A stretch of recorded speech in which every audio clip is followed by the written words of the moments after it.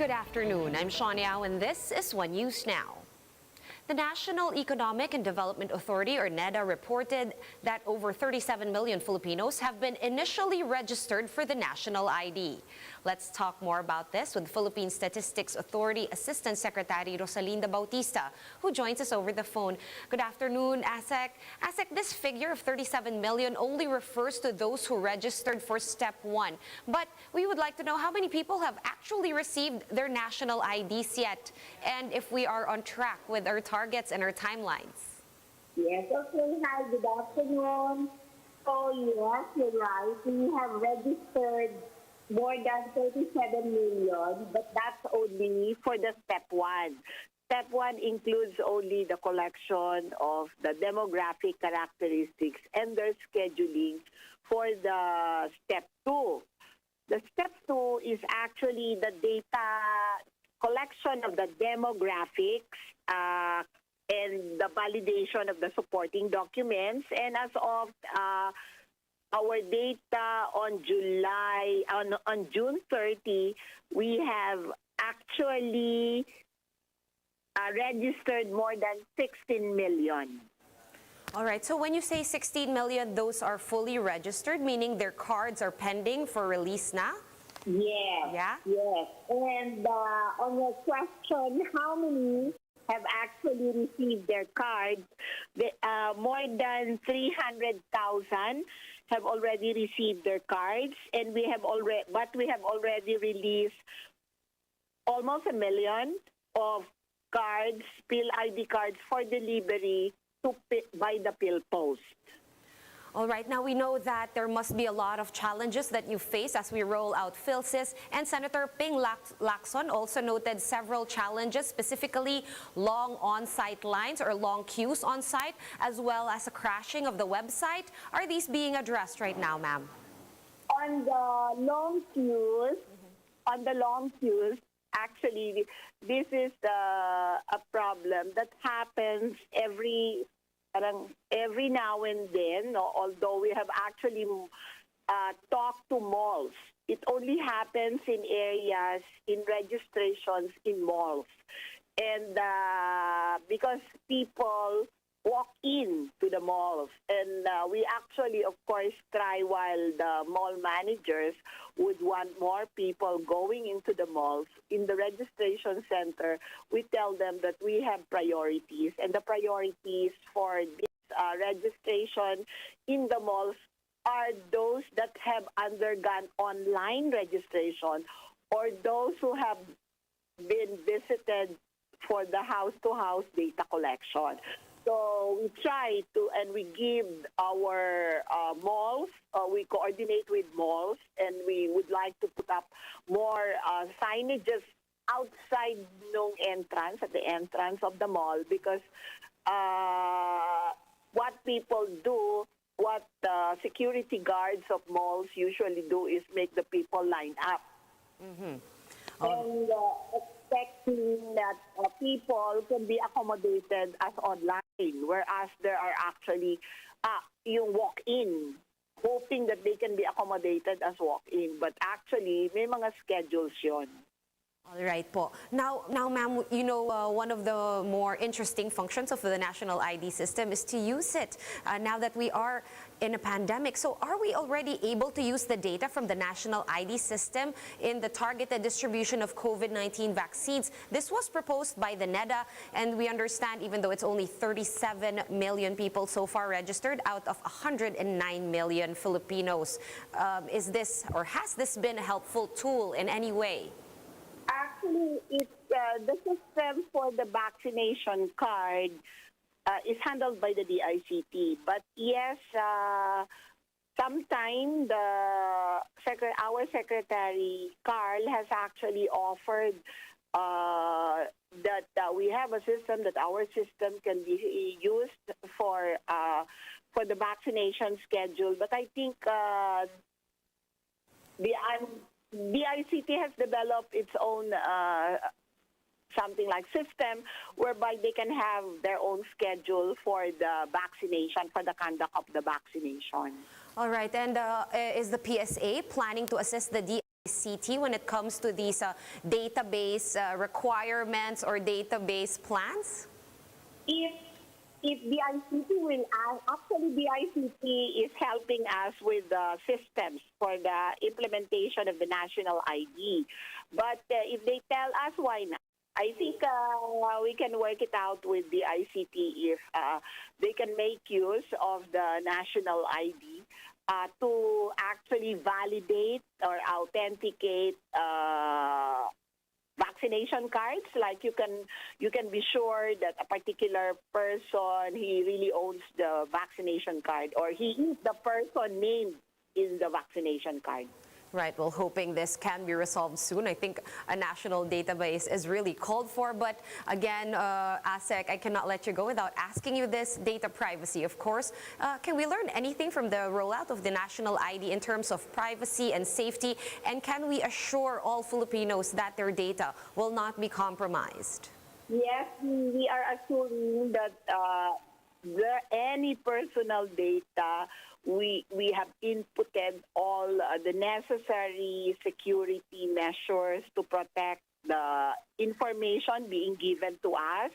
And it's also the same measure that makes it very difficult for us to process and to handle and even generate some statistics because we don't see the data. We just see records which are all encrypted, and we're very careful as data is transferred from one side to another during the actual registration and back-end processing.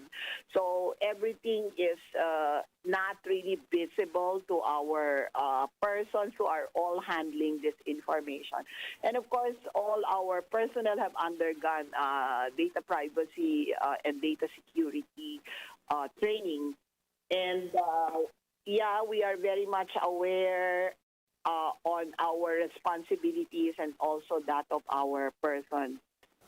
All right, that's very assuring to know. Thank you so much for your time. That was a Philippine Statistics Authority Assistant Secretary Rosalinda Bautista on the line. Thanks, ASEC. Thank you, Sue. Thank you for having me. In other news, the IATF has confirmed that local government units still have the last word on whether to retain the RT-PCR testing requirement for fully vaccinated travelers. Under IATF Resolution number 125, LGUs also have the discretion to accept vaccination cards in lieu of swab test results. The IATF previously recommended to scrap the RT-PCR requirement altogether for fully vaccinated interzonal travelers. However, several LGUs opposed this proposal, saying that this could result in the proliferation of fake vaccine cards. Ang vaccination cards na ito ay sa pagtatibayan ng pagbabakuna at sino man ang magpresenta ng pineking vaccination cards ay mananagot sang-ayon po sa batas, may kulong po yan. We'll have more stories after this quick break. Stay with us.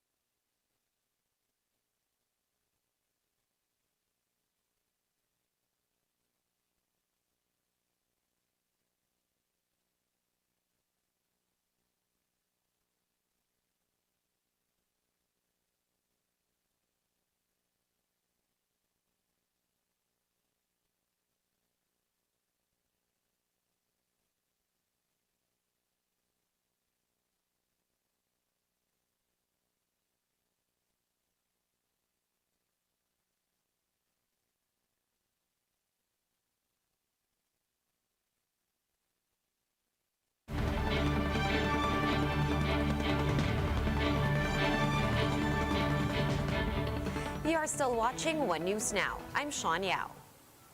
The island of Boracay is now becoming a hub for so-called workationers who want to combine work and leisure amid the COVID-19 pandemic. Dale De Vera has their stories. Social media personality and former actress Paula Peralejo did not plan to stay long when she went to Boracay early this year. But 4 months later, she's still in the island. Hindi ko siya na-consider nung una kasi I had this parang yung thinking ko dati sa Boracay, yung party place pa din, ganyan. Kasi ko, hindi ma-enjoy ng anak ko yon. Pero, when pandemic happened and then I saw some friends were staying here, may mga anak si ko, uy, parang iba itsura ng Boracay ngayon. Parang mas family-friendly siya. Victoria Herrera, co-founder of a social media app, has the same situation. I was experiencing a lot of burnout, a bit of anxiety. I just super fell in love with how relaxing the environment was. Paula and Victoria are just two of many local tourists who decided to temporarily settle in Boracay for what they call a workcation. This comes as the pandemic pushed many companies to shift to a work-from-home setup. Some hotels even offer promos for workationers. With this, the Tourism Department in Region 6 has tagged Boracay as a workation destination. Currently, all travelers are required to present negative RT-PCR test results before entering Boracay. The DOT Region 6 is still studying the possibility of requiring regular swab tests for workationers. As of now, hindi pa siya fixed if the testing will be every week. But I think workationer, pag dito lang naman sa island, nakabubble na sila. For News 5, Dale De Vera, we are One News. The Filipino Nurses United reiterates that the nursing licensure exam is essential and must not be abolished. In an interview with 1PH's Sa Totoo Lang, FNU President Maristela Abenojar explained that passing the nursing licensure exam serves as an assurance of the nurse's skill in taking care of someone's health. Abenojar added that the exam checks the graduate's readiness to face actual situations when caring for the sick. Instead of removing the exams, Abenojar said that it would be better if the Labor Department focuses its efforts on improving the exam and helping nurses get their licenses. Ating pong nursing law ay 2002 pa at marami pong kailangan pong i-improve dito. Sa tingin po namin sa Filipino Nurses United, ang isa sa dapat nating itulak at suportahan ni Secretary Bello ay tiyakin na mayroong access ang ating mga nursing graduates para sa isang libre at quality na review. Na review class para sa pag-take ng nurse licensure examination. And IBP President Egon Cayosa believes that postponing the bar exams is a valid issue, especially under the pandemic. Speaking with 1PH's Wagpo, Cayosa said that the Supreme Court already suspended bar exams in the last year or the previous year due to COVID-19.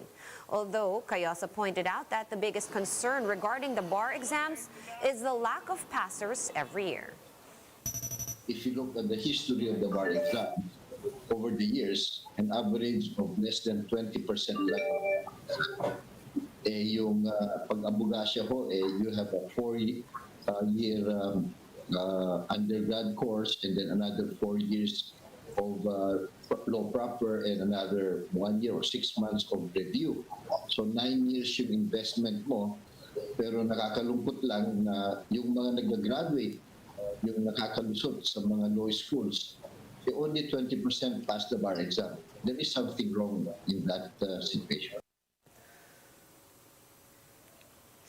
For more updates, visit News 5, The Philippine Star, and Business World online. Visit our website, onenews.ph, for more in-depth analysis. You can also catch One News on the Signal Play app. Register for a free account at www.signalplay.com and stream One News live anytime, anywhere. Masks on, wash hands, and stay safe, Philippines. I'm Sean Yao. We are One News.